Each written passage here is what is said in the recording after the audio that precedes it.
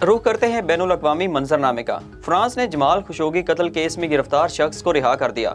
गैर मुल्की खबर रिसा इदारे की रिपोर्ट के मुताबिक सऊदी अरब से ताल्लुक़ रखने वाले मकतूल सहाफ़ी जमाल खशोगी के बेईमाना कत्ल में मुलव्विस मुलजिम खालिद अल वतीबी को फ्रांस के चार्ल्स दी गोले एयरपोर्ट से 2 रोज़ कबल गिरफ्तार किया गया था। फ्रांसीसी हुकाम ने बताया, मुश्तबा शख्स की गिरफ्तारी गलत मालूमात का नतीजा निकली।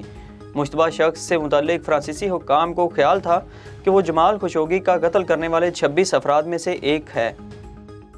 भारतीय जनरल बिपिन रावत के आखिरी अल्फाज क्या थे? ऐनी शाहिद का बयान सामने आ गया।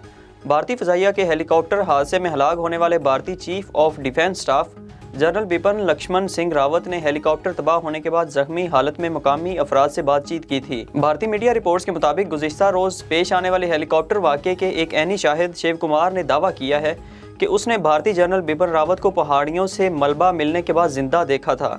शिव कुमार ने भारतीय खबर रिसा इदारे को बताया कि हमने हेलीकॉप्टर से 3 अफराद गिरते हुए देखे, जिसमें से एक आदमी जिंदा था और उसने हमसे पानी मांगा। ऐनी शाहिद ने कहा कि हमने चादर की मदद से उस शख्स को मलबे से बाहर निकाला, जिसके बाद उसने हमसे पानी मांगा था। शिव कुमार ने कहा कि जिस आदमी से उसने बात की थी वो जनरल बिपिन रावत ही था। रवां बरस कितने सहाफ़ी कैद और कत्ल हुए? आलमी सहाफ़ती तंजीम की रिपोर्ट में इंकशाफात।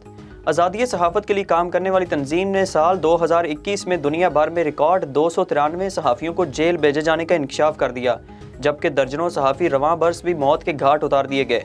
सहाफ़ियों की बैनुल अक़वामी तंजीम कमेटी टू प्रोटेक्ट जर्नलिस्ट ने रवां साल की रिपोर्ट जारी कर दी। रिपोर्ट के मुताबिक 2021 में अपने फ़राइज़ की अंजामदही के दौरान मुख्तलिफ मुल्कों और खित्तों में मारे जाने वाले सहाफ़ियों और मीडिया वर्कर्स की तादाद गुज़िश्ता अदवार के मुकाबले में कम होकर 24 रह गई है।